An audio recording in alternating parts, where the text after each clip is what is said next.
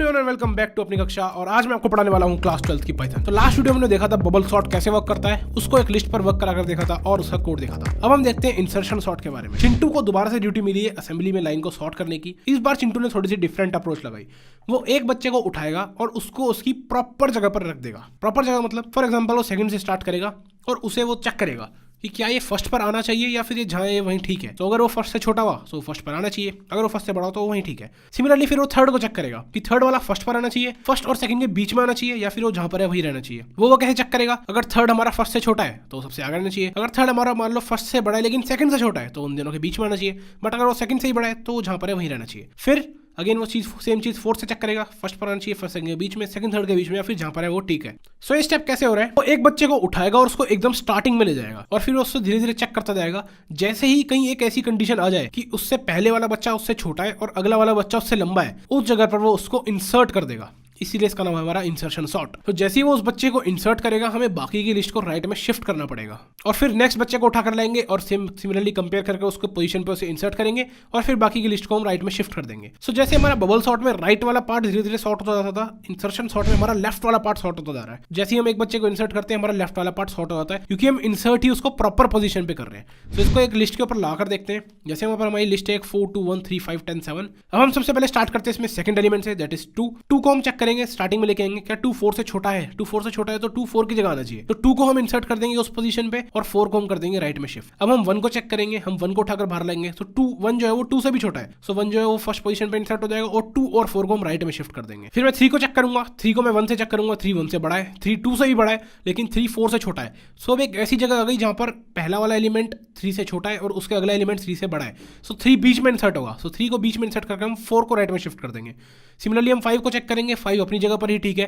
फिर हम 10 को चेक करेंगे, 10 अपनी जगह पर ही ठीक है। फिर हम 7 को चेक करेंगे तो 7 जो है वो 5 और 10 के बीच में इंसर्ट होना चाहिए, उसको इंसर्ट करके हम 10 को राइट में खिसका देंगे। अब हम ये देखते हैं कि प्रोग्रामिंग में हम ये इंसर्शन कैसे करेंगे। सो इसको हम एक और लिस्ट के ऊपर अप्लाई करके देखते हैं। यहाँ पर एक लिस्ट दे रखी है 7 4 2 10 3 1। 4 को हमने बाहर निकाला, 4 7 से छोटा था तो 4 को हमने बाहर रख दिया और 7 को कर दिया राइट में शिफ्ट। फिर हमने 2 को बाहर निकाला, अब 2 को स्टार्टिंग में ले जा रहे हैं। अब स्टार्टिंग में ले जाने का स्टेप हम कैसे करेंगे प्रोग्रामिंग के अंदर? हम 2 को उठाकर ले जाएंगे लेफ्ट में और जब तक लेफ्ट लेते जाएंगे जब तक कोई एलिमेंट 2 से छोटा ना आ जाए, ठीक है।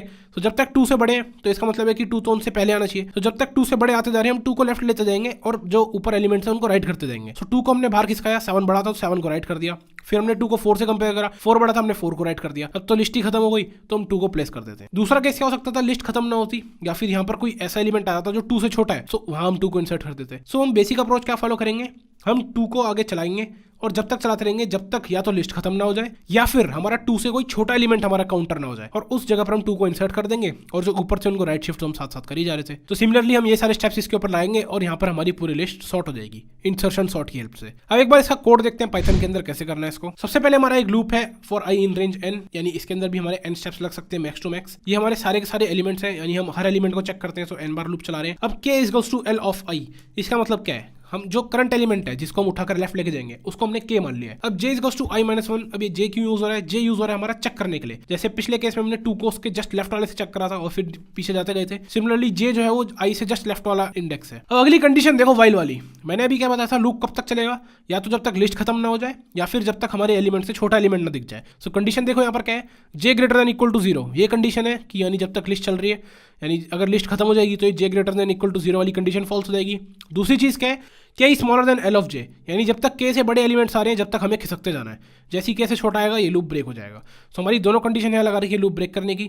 तो जब तक ये चल रहा है, यानी जब तक लिस्ट भी चल रही है और जब तक हमारा k जो है वो बाकी सबसे छोटा है, जब तक हमें क्या करना है?